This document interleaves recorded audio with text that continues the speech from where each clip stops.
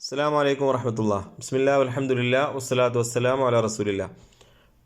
തജ്വീദ് നിയമങ്ങളിൽ ഏറെ പ്രാധാന്യം അർഹിക്കുന്ന സാക്കിനായ നൂനിൻ്റെയും തൻവീനിൻ്റെയും നിയമങ്ങളാണ് നമ്മളിപ്പോൾ പഠിച്ചുകൊണ്ടിരിക്കുന്നത്. ഇൽഹാർ നമ്മൾ മനസ്സിലാക്കി. അടുത്തതായി ഇന്ന് നമുക്ക് പഠിക്കാനുള്ളത് ഇദ്ഗാം ബിഗുന്ന. സ്ക്രീനിൽ നിങ്ങൾ കാണുന്നുണ്ടാകും സാക്കിന നൂനും തൻവീനും. ആ സാക്കിന നൂനിൻ്റെയും തൻവീൻ്റെയും ശേഷം ഇദ്ഗാമിൻ്റെ അക്ഷരങ്ങളായ യാ, വാവ്, മീം, നൂൻ, ഈ 4 അക്ഷരങ്ങളിൽ ഏതെങ്കിലും ഒരു അക്ഷരം വന്നാൽ അതിനെ സാക്കിന നൂനെ തൻവീനെ അതിലേക്ക് അടുത്ത അക്ഷരത്തിലേക്ക് ചേർത്ത് മണിച്ചോതാണ് വേണ്ടത്. ഒരക്ഷരമാക്കി, അതോ ഇത് അദ്ഗാമ ഇദ്ഗാം എന്ന് പറഞ്ഞാൽ ചേർത്തു എന്നാണ്, മെർജ് ചെയ്യുക. അതിലേക്ക് ചേർത്ത് ഗുന്നത്ത് ചെയ്ത് മണിച്ചോതാണ് വേണ്ടത്. ഉദാഹരണങ്ങൾ സ്ക്രീനിൽ കാണുന്നുണ്ടാകും. യാ എന്ന അക്ഷരത്തിന് ഉള്ള ഉദാഹരണം, അഥവാ സാക്കിന നൂനിന് ശേഷവും തൻവീനു ശേഷവും യാ വന്നതിൻ്റെ ഉദാഹരണമാണ് ആദ്യമായിട്ട് കൊടുത്തിട്ടുള്ളത്. മൻ യശ എന്നുള്ളതാണ് അവിടെ നമ്മൾ കാണുന്നത്. അവിടെ സാക്കിന നൂനിന് ശേഷം യാ വന്നതുകൊണ്ട് മൻ യശ അങ്ങനെ ചേർത്ത് മണിച്ചോദണം.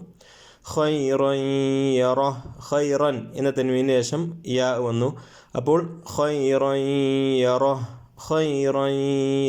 ഇവിടെ നമ്മൾ മുമ്പ് പറഞ്ഞതുപോലെ റസ്മുൽ ഉസ്മാനിലെ എഴുത്തിലും പ്രത്യേകമായിട്ടുള്ള സൂചന ഉണ്ടാകും. അഥവാ ഇൽഹാറാണെങ്കിൽ, വെളിവാക്കേണ്ടതാണെങ്കിൽ ആ നൂനിന് മുകളിൽ സുക്കൂന് എഴുതിയിട്ടുണ്ടാകും.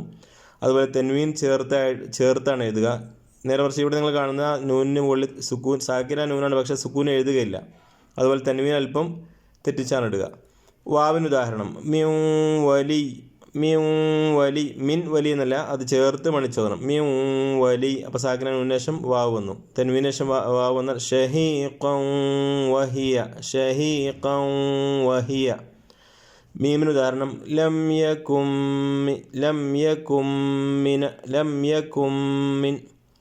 അവിടെ മീമിലേക്ക് ചേർത്തതാണ്. അബ്ദും മുഅ്മിൻ. നൂന് ഉദാഹരണം മിൻ നിഅമത്തിൻ ആമിലത്തുൻ നാസിബ. അപ്പോൾ യാ, വാവ്, മീം, നൂൻ എന്നീ അക്ഷരങ്ങൾ സാക്കിന നൂൻ്റെ തൻവീൻ്റെ ശേഷം അടുത്ത പദത്തിൻ്റെ ആദ്യത്തിൽ വന്നാൽ സാക്കിന നൂനെയും തൻവീനെയും എന്ത് ചെയ്യണം? ഇദ്ഗാം ചെയ്യണം. ഇദ്ഗാം ബിഗുന്ന അഥവാ ചേർത്ത് മണിച്ചോതുക. അതേസമയം ഒരേ കലിമത്തിൽ തന്നെ വന്നാൽ ബുനിയാൻ, ദുനിയ, സിൻവാൻ, ഖിൻവാൻ, ഈ 4 പദങ്ങളാണ് ഖുർആനിൽ അങ്ങനെ വന്നിട്ടുള്ളത്. അവിടെ വെളിവാക്കി ഓതാണ് വേണ്ടത്. ബുനിയാൻ, ദുനിയ, സിൻവാൻ, ഖിൻവാൻ ഈ 4 പദങ്ങളിൽ ആ കലിമത്തിൽ തന്നെ വന്നതാണ്. അപ്പോൾ അതിനെ ചേർത്ത് ഓതിയാൽ പിന്നെ അത് ആ പദം തന്നെ വ്യക്തമാകാതെ പോകുന്നുള്ളതുകൊണ്ട് അവിടെ ഒരു എക്സെപ്ഷണൽ കേസാണ്, അതേ പദത്തിൽ തന്നെ വന്നുകൊണ്ട്. നേരെ മറിച്ച് അടുത്ത പദത്തിൻ്റെ ആരംഭത്തിൽ വന്നാൽ ഇദ്ഗാം ബിഗുന്ന തന്നെയാണ്. ബാക്കിയുള്ള എല്ലാ സ്ഥലങ്ങളിലും ഇദ്ഗാം ബിഗുന്നയായിട്ടാണ്, അഥവാ ചേർത്ത് മണിച്ചതാണ് വേണ്ടതെന്ന് മനസ്സിലാക്കുക. അടുത്തതായിട്ട് നമുക്ക് ഇദ്ഗാം ബിലാ ഗുന്ന അടുത്ത ക്ലാസ്സിൽ മനസ്സിലാക്കാം. അസ്സലാമു അലൈക്കും വറഹ്മത്തുള്ളാഹി.